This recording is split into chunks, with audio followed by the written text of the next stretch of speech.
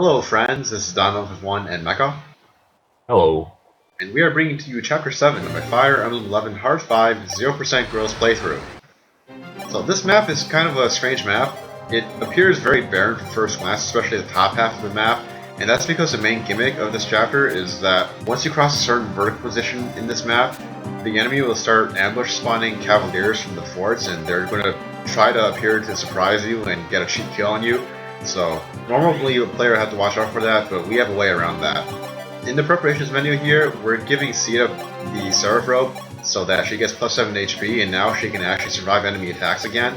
And we're also shuffling around some more items because we're going to have another spat of reclassing.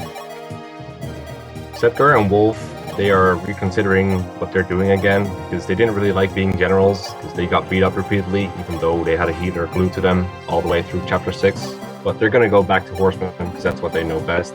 Wendell, he actually liked all the violence going on in Chapter 6, so he's going to take it one step further and start riding a dragon. And to be most efficient as a dragon rider, he does need a pretty strong forge, so that's why we're selling a bunch of stuff. Right, our money management in this game is very important, much like in FE6, because whereas in FE6 we had to sell a lot of items just to maximize the number of stat boosters we can purchase, here we're selling a lot of trinkets just to maximize the amount of stats that we can add onto our forges. So even though items such as iron swords are only selling for 200 gold, we absolutely don't need any of them, so that's precisely why we go about selling them. Now, when it comes to the item that we choose to forge here, we're forging our first not effective weapon in this game, and I think that forging a 1 and 2 range weapon such as the Javelin or hand axe is a great investment. It's probably the second best investment after things like the Boomspear and the Rider's Bane, because although you don't get the 1 for 3 value that you do when you're forging an effective weapon, you don't get any stronger 1 and 2 range weapons in this game aside from the A rank lance that we're going to end up skipping, and it comes super late anyway. So forging a super good javelin is kind of like having, you know, a spear or a tomahawk equivalent very early in the game. So Marth needs to visit the village because it has a recruitable character in it, and to get to it he needs to get past 2 archers and 2 mercenaries, and they're both kind of threatening if you don't deal with them the right way. Thankfully the archers don't counter at close range, so we can just surround them and kill them off.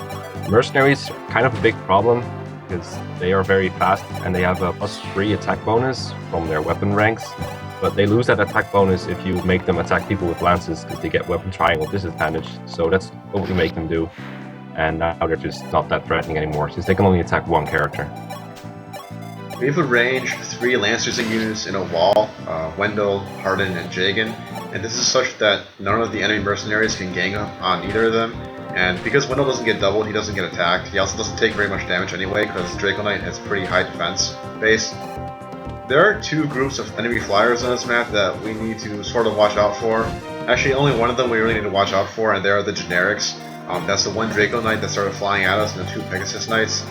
They need to fly to the correct positions such that Merrick can 1-hit KO the dracoknight with the Excalibur tome, and so that our horsemen can kind of chip at the enemy pegasus knights with their effective weapons.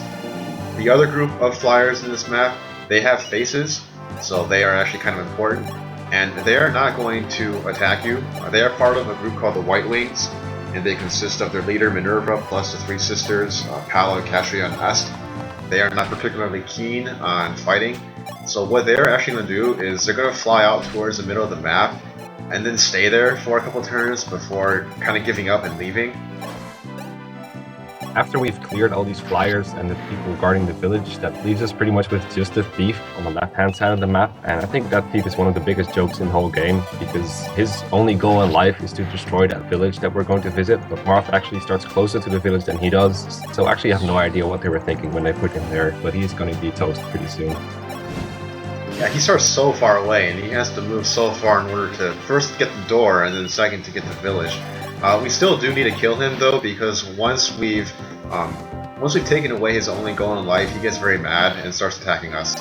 So Marth is a village to recruit a strange looking unit. His name is Bantu. He's a Manakee, kind of like an exotic dragon race character of this series. But unlike most dragons, he's not a very young girl, so he's not like super great, and he can only use weapons called Dragon Stones, one of which we could have obtained back in Chapter 5, but we skipped the village that had it, so now that we don't have a Dragonstone, Bantu is completely useless.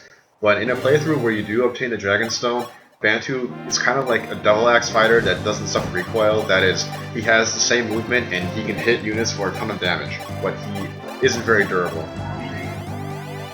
Wendell, in all his great vision, being a pope, he foresaw the Cavalier ambush reinforcements, so what he does is he moves on top of a fort, and that prevents one of the Cavaliers from coming out, and he can easily survive the other two that do manage to attack him. But because he prevents one of them from hitting the field, Caeda is safe this turn, and this lets her attack the boss at full HP, which is just what she needs to do because she nearly gets one hit KO'd, but she does one round KO in back. On the final turn of this chapter, we're just going to grind out some extra weapon experience as always. We're going to have Risk getting an extra heal, and then we're going to have Bars getting a cheap shot against one of the White Wing sisters, specifically Est, because Est sucks.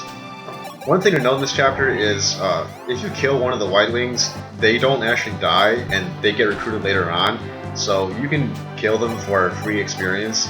And Lena gets to do a massive warp, the first massive warp in the game. You can imagine that it would be a pain in the butt if Marth had to walk all the way from the village to the gate, so this warp ends up saving a ton of turns. That's chapter 7 completed in 4 turns, but you'll see you next time. See ya.